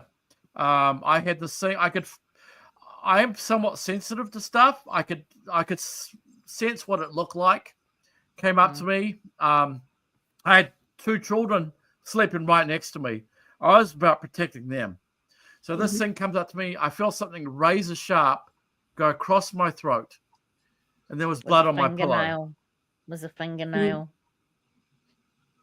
I was completely. I mean, it felt like a razor. There was blood on the pillow. I told this thing to get out. You do not have permission here. I enforced my space. Told it to go. Now it's best. No, it's easier said than done to try not to let fear get the best of you. Yeah. Because that in itself, fear in itself can attract some things. Some things feed off that. Does it? Yeah. Like people, but some of the shadow people that I've come across, some of them like to feed off fear and anger. I've caught them doing that. The Browns Bay thing was pretty scary too. I mean, having to walk downstairs and face whatever was slamming those windows on a Sunday night, my mother behind me, I didn't know what the hell I was going to come across down there. It was like a horror movie moment. Going down there, the windows were slamming, and it stopped as soon as I turned on the light. We fled the house that night. It was like something out one of those horror movies you see on TV. And everybody in your family experienced this. Yeah. And you said, on my mother's side, yeah. You said your neighbors did too? Yeah, we had the neighbors. The neighbors were over for dinner one night. And what would happen is this entity was white, would go past the windows. It would stare at you, but then when you looked at it directly, it was kind of like it's kind of like what a lot of the shadow people do. They'll watch you in the corner of your eye, and then when you stare at them, they'll get scared and they'll take off when they're caught out. Yeah. So this thing was white though. It was a white amorphous, a typical ghost-like. And the neighbor was over having dinner. I don't remember what night it was, and I was there, and she just froze, staring straight out the window. Mel, what did I just see? So it's quite interesting when you get other people that experience this. We're here walking up the stairs on the inside. You know, you'd be by yourself, and you hear stomp, stomp, stomp, stomp the stairs on the inside of the house. That was pretty freaky. It's quite interesting. Because, back in the 80s, because I remember we used to go out to Browns Bay occasionally. That was quite rural at that time. There wasn't very built up as it is now. They didn't have the infill housing. There was still some farms, and there was still some areas of bush, or native bush patches everywhere, which unfortunately they cut down and put houses on. But it's quite interesting. The area has always been a bit weird, a bit strange. I think there's quite a few areas. Yeah, and coming back to when you were physically attacked, I was on an investigation in a place that didn't feel particularly very nice. But instead of running away, I stood there and it felt like someone was punching me, like in my kidneys. When I got home, I actually had bruises on me. But I stood my ground and it just gave up. Where was that, Tash? Huh? Where was that? Up near Glenbrook at the Lookout. Oh, right. Yeah. Oh, that's interesting, yeah. It's an interesting place to go up to. And it wasn't nighttime either. I got a very strange vibe when I went up. God, where is it? It's on the way to Mount Maunganui. McLaren Falls. Oh, yeah. But I went past the falls and I went up into the forest. And I actually got a really, really bad feeling the further that we went along the forestry road. And we got out and we sat there. And at the finish, I said, look, I want to go back. I really don't feel good being up here. I actually feel like someone's in the trees watching us. And I was thinking of a human.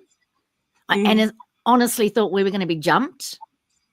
That was my concern. So I said, I just want to go back. I want to go back now. And I made it very clear that I wasn't taking no for an answer. And we got in the car and we went back down to McLaren Falls, which was about another 5 or 10 minute drive down the road on the same road. But yeah, that was just a very strange place. I don't normally get many feelings like that because I'm sensitive myself, Mark. I don't normally get feelings like that when I'm outside, but at that place, and it's got to be something pretty in your face for me to say, I want to leave. Normally, I'm quite intrigued. This wasn't pleasant. This was like, I'm actually in fear and I want to go now. Yeah. There's something warning you. Yeah. Yeah, absolutely. There was 4 of us when I had the couple punches to the wherever. Oh wow! All of us, and you had bruising. All of us felt like, oh, this is like not a good place. We all felt like it was off, like something was off. But I walked over to another spot, and then I captured not only on a voice recorder but also on my GoPro a scream that we didn't hear at the time. So I went back a couple days later, and then the space felt completely different to the exact same spot. And I recorded all the ambient noise because you got the steel mill, you got the trains going from the steel mill, and I couldn't replicate the scream. So I got a weird EVP. Philipsy just says driving through the Mamakus on the way to Rotorua is freaky. I felt watched the whole time, and I think I got hit with some mild infrasound. Maybe. I've actually had the same thing going up Mount Taranaki. Actually, driving up to the top, driving up to the lookout part at Mount Taranaki. It wasn't actually on the mountain. It was the lead up to going up the mountain. And it was probably for about a 5K stretch.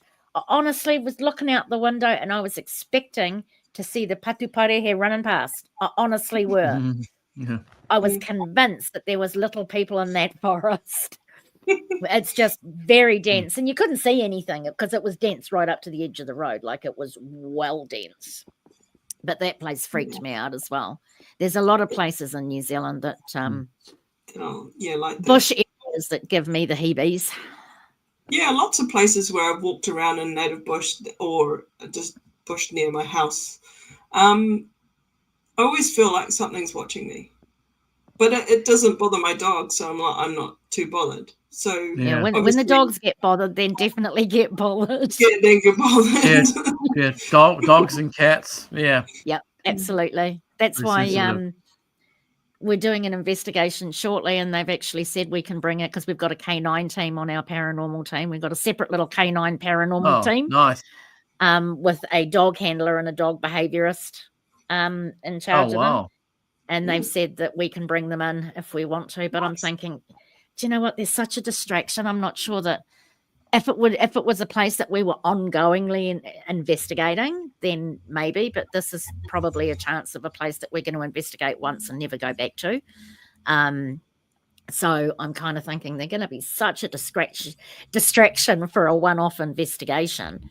Because I'm not the sort of person, that you bring them in, you take them through a couple of times, and then you put them in the kennel or back in the dog ute. It's not my deal. I wouldn't be happy with that. I wouldn't be comfortable being in there knowing that the dog's sitting, even though it's a proper dog cabin ute thing, specifically built for racing dogs and taking loads of dogs. And I still wouldn't be happy knowing that they're sitting in there while we're investigating and doing our thing. All night long. Might be an idea just to do it. I mean, just let them loose. I suppose I could. I mean, if they're not behaved, I'd say. Yeah, there's some interesting cases where people see Bigfoots or they try to trail them with dogs, bloodhounds. Yeah. The dogs refuse flatly to follow the trail, or they try to follow it and they lose it. So, or they're just too scared. They won't. It's like the dog senses something dangerous or very powerful. I've got another question to put you on the spot.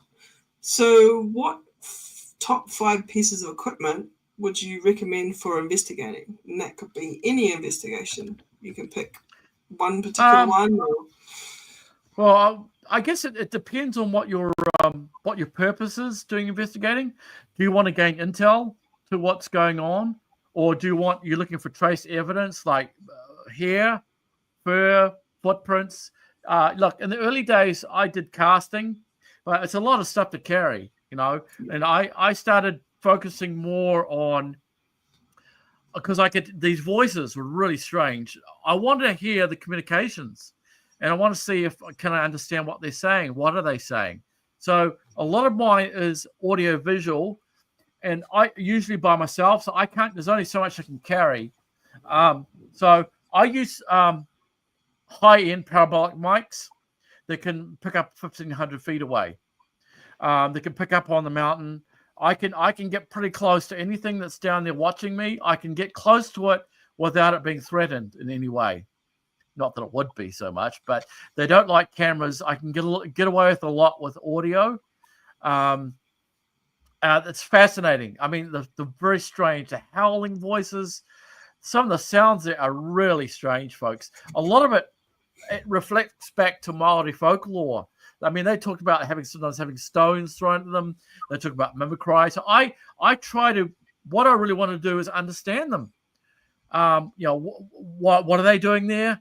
And they come towards me. I don't have to go too far, which is some people build a relationship with these beings. Some of these beings don't want humans around them, but I've built like a friendship with them. So it's good. I would not want to go out into the world where something's dangerous. I wouldn't do that because I just don't do that anymore. I don't do the real negative stuff. So only good stuff and highly intelligent beings.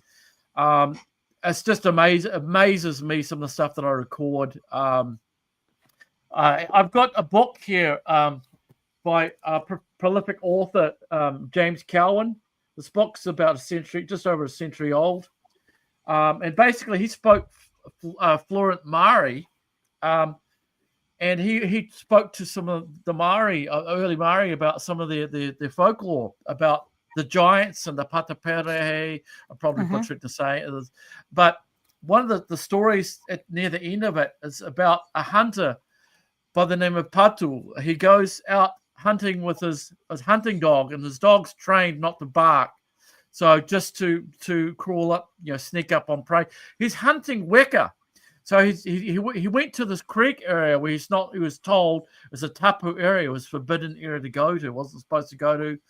And they hear this weka, so he's mimicking a weka, and the weka's slowly coming towards him. Now he sends his dog to go and jump on this weka, and all of a sudden he sees this Maoro, this giant, comes out and grabs it, and he flees with his dog's terrified, flees the area. There's also another account given by James Cowan. This is in the Journal of Polynesian Studies. You can find online. It's put out accessible to anybody that has the internet. It talks about what they call Sandy, the Pakeha. He was a Pakeha hunter that went hunting. He was trying to get wood pigeons, and he shot one. And he said, out in the bush, this giant grabbed it, and he charged his rifle up quickly and shot this thing at near point blank range, according to what the tale is. He said it had no effect on him, and it just laughed, picked the bird up, and walked off. And that's very similar to some of the stories of like overseas, animals responding to these beings and that. And it's quite interesting how animals will react before humans even get a clue. There's actually a lot of good stuff in that report online. I've read that. Yeah. James Cowan, isn't it? Yeah. Yes. Yeah, there's a lot of interesting tidbits in there. It's very interesting that you picked up the chatter. Have you found anyone from any of the local tribes or anyone nearby that may be able to listen to it and maybe be able to help decode perhaps the speak? I haven't had anyone say that they were able to decode it. I must admit, some of the stuff that comes through is in English. However, the voices that are speaking are really strange. Some of them are very bird-like. Some of them are very deep voices, like something with a very deep set of lungs. Some of them are very human-like, like they'll say my name. I mean, I built a relationship over the years with whatever you want to call them. They know details about my personal life that is not open to the public. A lot of strange stuff has happened while I've investigated. Now, I love the ghost stuff, but what I want, folks, is I want a face-to-face with whatever these are. I might be terrified, but I want to know. I want to know who or what's flying these vehicles that skirt past our jets. That there's some connection between the Moehau's and the Star People. There's some kind of connection there. Now, whether they work together, I'm not quite sure, but they certainly are well aware of each other. From what I do, my ITC work, a lot of what I do with my ghost box research, a lot of that same stuff is coming through in the wild as well. The terminology they're using now, that one of the words that they use, they said in one of my recordings that Schlitzy's heard, Asimo people, humans kill Asimo people. That's one of the things they said out there in this very strange bird-like voice. Look, if you've ever traveled overseas, I know some people have a really hard time with accents, or I can't understand what this person's saying. Some of them have very strange voices. Some of them don't even sound like human, and they don't sound like wildlife, folks. It's really weird stuff. But I built a friendship with these beings over the years, and they've invited me out. And so I could sometimes take people, and strange things will happen. Like one time I had a didgeridoo was playing right next to me in the bush. And I've got an infrared camera. It's not picking anyone with an IR light. I've got a thermal camera. It's not picking up this. Either it's from another dimension, ghost-like, or there's something that's high-tech, that's aware of our technology. It's very fascinating. And a lot of the stuff that people talk about, the park ranger, Dom Eastwood, he heard the same howling in the Coromandel Peninsula. Some of the stuff that people experience is similar to what other witnesses have happened. The stone clacks, the thumps, the wood knocks, having stuff thrown, being followed, the bipedal footsteps. The trees, knocking down trees. Yeah, knocking down trees, ripping trees down, ripping a branch down. I mean, stuff like that. The little teepees. Yeah, putting stuff together. In my documentary, towards the end of it, I take with me Devin Woolley. Now he's very familiar with the Maori folklore. Now he heard with me this wood tapping sound. We came across these strange footprints. One of them was inside this triangular glyph. It's like they knew we were coming. They left these footprints where we were going through this creek area. Now, there's a lot of deadfall and a lot of topsoil. It's hard to find prints. But if you go by the creek area, now sometimes I find pig prints. Sometimes the footprints are really strange when you consider the area that they're appearing in. Yeah. I wonder if it's just a theory, like Bigfoot will mimic whatever this entity is, will mimic what you would want to see. So maybe there isn't any UFOs, but because you go to Skinwalker Ranch and you like investigating UFOs, they're like, basically giving you what you want and sort of a mind trick sort of thing, sort of pull you in somewhere where you could, I don't know, potentially get hurt, or obviously you build a rapport with them so they haven't hurt you, or they're just like, oh yeah, that's Mark. We'll put on a show say for you. That's just saying, speculation, you don't really know for sure. Yeah. I mean, that's why I want a face-to-face. Now, something happened to me last year, February 17, 2024. I was out in this area where I record the howling, the stone clap, all the weird stuff, stones thrown, all that. I was there recording with my parabolic mic. I had my headphones on. There's a lot of mosquitoes. It was nighttime, very dark. Slutsy knows what I'm talking about. There's a stone road back there. This car pulls up behind me. Now, I thought it was Saturday night hooligans, so I ignored them. I just focused on what was going on in the mountain. Well, when I went over that footage, that audio footage from that night, my jaw about fell off. They called me by name. They talked about taking me. They talk about aspects to my past that is not publicly known. Their voices were what I've picked up out there. They're the same voices that I get through the ghost box, PSP7. I use Faraday radio blocking material when I do this. I was so close to these people, I highly suspect that they were not from here because of what they were saying. And I lived around the world. The accents didn't sound like anything I've heard anywhere else around the world, including non-English speakers.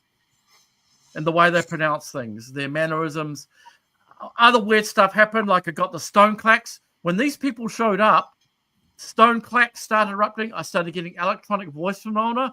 It was like the ghosts, per se, were watching what was going on. I've learned, as I do my research, to listen very carefully to EVPs, because sometimes you'll get clues about what is going on. They might be watching what's going on. These other beings, these physical beings or whatever, they're telling you about what's going on. Now, whether it's telling you the truth or not, if it's verifiable, that's another thing. But I built a trust with these beings over the years. And so I don't think, and they claim that they're very loving. They say they love me. I built a very positive relationship with these beings. And I've had my life saved as well when I should have died. The shadow person came through, thrust something to my heart area when I should have died from medication interaction.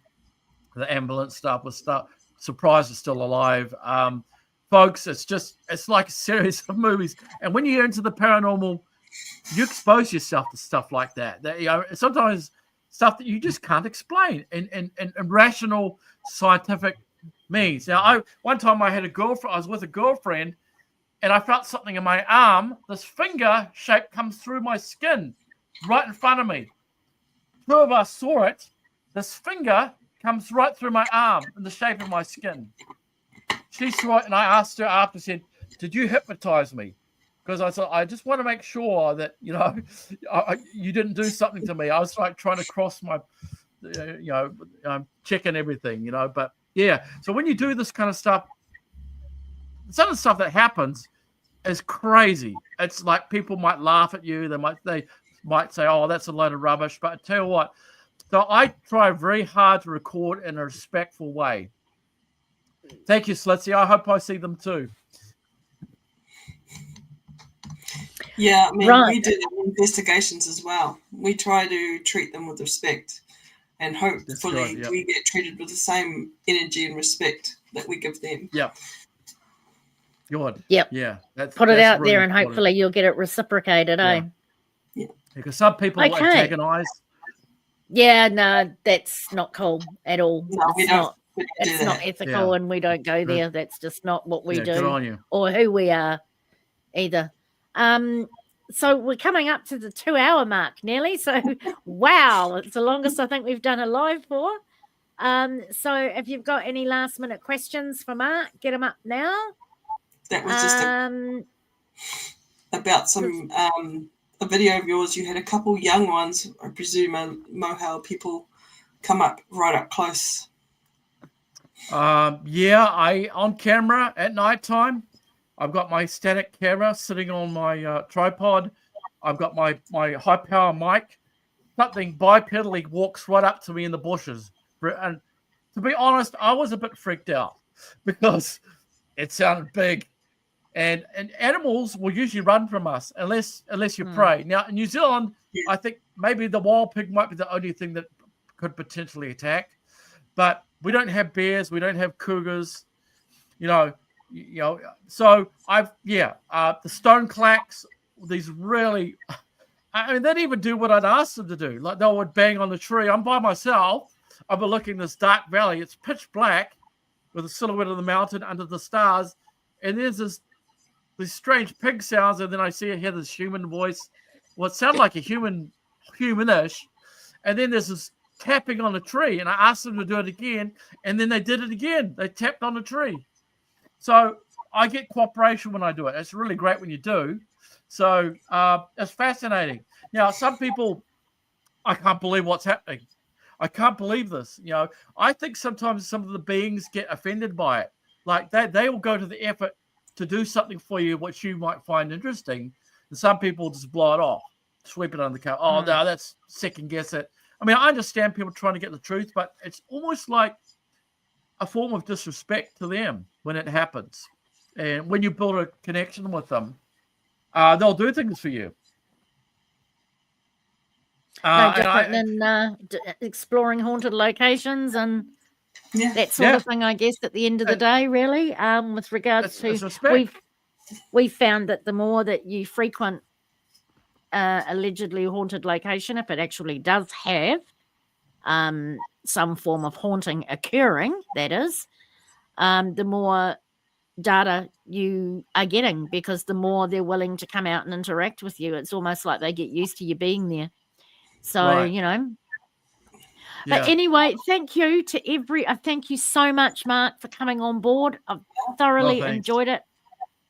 I know Tash has with all the questions that she had lined up for you as well. Yeah, good questions. I appreciate your experiences too. It's really great when you got, you two with your experiences too. Yeah. And apologize that Barb isn't here because she really wanted to be here, but unfortunately she's got some family things that are happening at the moment that she seriously needs to attend to. So she's going to be gone for the next few weeks. But thank you to everybody that rocked up to chat and listen to Mark. Thank you, Stephen. Oh, Cameron's been in and out. I wondered why the numbers were going up and down. Nice to meet you, Shalitzi. And thanks, Stephen, for always being here. You're such a rock. Thank you for your support, mate. Really means a lot.